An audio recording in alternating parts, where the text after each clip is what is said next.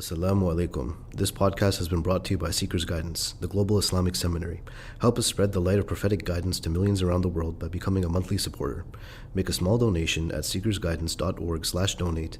As little as $10 a month can help people find life-changing guidance. With the elections happening and other global political unrest and oppression, what should the common Muslim's role be? With the elections happening, meaning I presume in the United States, and so many other things, the first thing to keep in mind, right, that the believer looks with two eyes: the eye of faith and the eye of submission. Right? The eyes of Iman and the eye of Iman and the eye of Islam. Right? The look of faith is one sees that it is all from Allah subhanahu wa ta'ala. Right? Things are exactly as Allah subhanahu wa ta'ala has willed them to be. And they are the way they are because of a great wisdom. There's a wisdom in it. And there's a test and trial in it. So one is not shaken by what is happening. If a dislikable person gets elected, it doesn't mean that things are going contrary to the divine plan. Right? Right? It is all from Allah subhanahu wa ta'ala. قُلْ كُلٌّ مِّنْ عِنْدِ اللَّهِ. Say it is all from Allah subhanahu wa ta'ala. So the believer has this serenity of certitude within. Right? Bardul yaqeen, the coolness of certitude. But with that, the believer also looks with the eye of responsibility, which is to ask oneself the question that given the way things are, what does Allah seek from me? What is my own personal responsibility? And what is my responsibility as an individual who is part of a collective, as a member of a community, a society, a country, an ummah, humanity. Right? That what is my responsibility? So that's how one views, and one should ask oneself that question, that what is my responsibility with respect to that good? Right?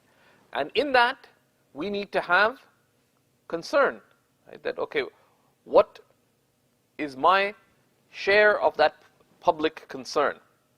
So part of that, most of the contemporary ulama say that voting in an election would be a praiseworthy act, at the very least, unless you're obligated to, as is the case in some countries. Why? Because who the leaders are affects the public interest. It affects the common good. And anything that affects the common good, the believer is concerned about. Okay? None of you believes until they wish for others of the good that they wish for themselves. Okay?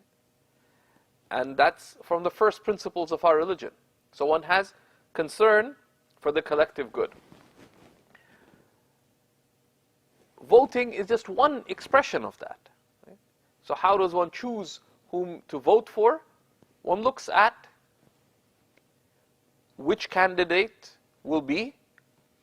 appears to be more likely, given their policies, given their previous track record, given their party and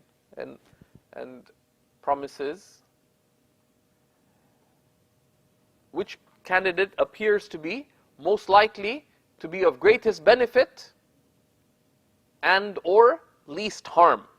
The basis of the Sharia returns to two principles, which is Dar'ul Mafasid wa Jalbul Masalih, prevention of harm and preservation of good. Right? So that's a basic way that one looks, right? That which candidate will be of greater benefit or of lesser harm, all things considered.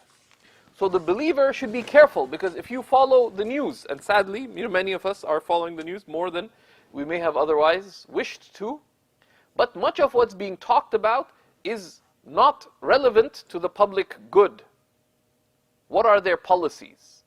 What is their track record? Right? That's the focus. There's other things that are considerations with respect to truthfulness and trustworthiness, which are important factors in a candidate.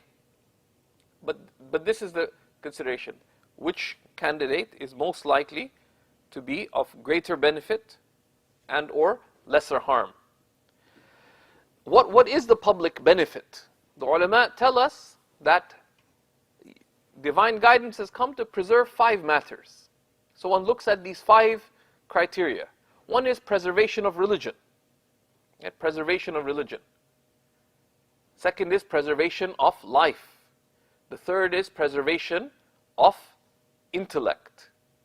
The fourth is preservation of wealth. The fifth is preservation of honor. And broadly, the areas of good return to these. Preservation of religion. If you're in a non-Muslim society, who would best secure religious rights and freedoms, for example? That's an important criteria for Muslims as a minority. Right? And also because of our concern for the good of people, that they have the right of worship, the right of exercising their religious duties. And in some places this is threatened by some of the types of voices that are out there. So that's one consideration. The second is the preservation of life. Now, where does that come in?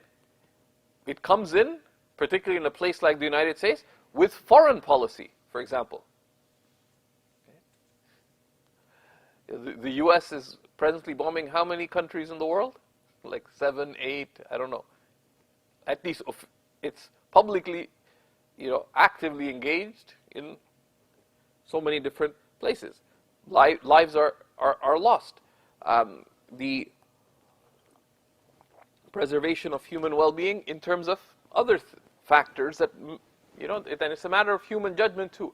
How gun control laws, etc., affect preservation of life.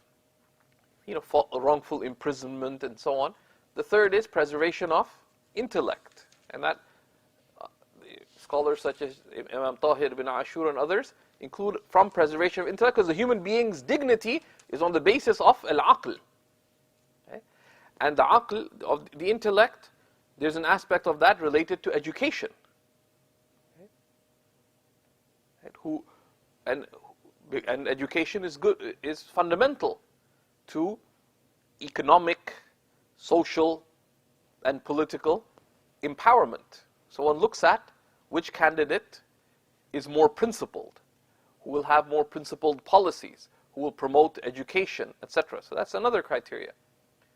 And then you have preservation of honor, who will be promoting values of family and supporting families in through their policies with respect to children and benefits and paternal leave, and the various things related to preservation of honor and family. So one considers these various factors, right? But the believer looks with this both in terms of benefit and in terms of harm, and one should be very wary of emotional calls. You have to vote for so and so because of, rather be thinking and considerate. Or sometimes one may have two poor choices. The ulama tell us even then it is praiseworthy to vote, because when it's not possible to facilitate benefit, then one reduces harm, and that too is from the good. So that is one part of our public concern, of our social concern, voting. But when what we see, and many people in the United States are very disappointed with the choice of candidates they have and so on, that the social good, the public good, the political good is not preserved only by politicians. It is ultimately promoted by there being enough people who are sincerely concerned for the public good and who actively engage in the preservation and promotion of public good, the prevention of harm in its many manifestations. So you have to ask yourself, are you doing something in any of these spheres of the preservation of public good? Right? So you have to ask yourself that question as well. Right? And even leading up to the elections, if you ask yourself that in the last 2 months, people have been spending hours a week on the elections, you could have done a significant amount of good socially instead of doing that. Spend a little time, check the candidates' platforms, read up on them, make an intelligent decision, and move on. Don't join the spectacle, but rather busy yourself with benefit. Thank you for listening. This podcast was brought to you by Seekers Guidance, the Global Islamic Seminary. Visit SeekersGuidance.org to access reliable Islamic knowledge taught by qualified teachers. We offer a wide range of courses, podcasts, articles, and a world-class answer service. Support us in spreading free, reliable Islamic knowledge to millions around the world by becoming a monthly supporter. Visit SeekersGuidance.org/donate and make a small monthly commitment today. Our beloved Prophet, peace and blessings be upon him, said, "Whoever guides someone to goodness will have a similar reward."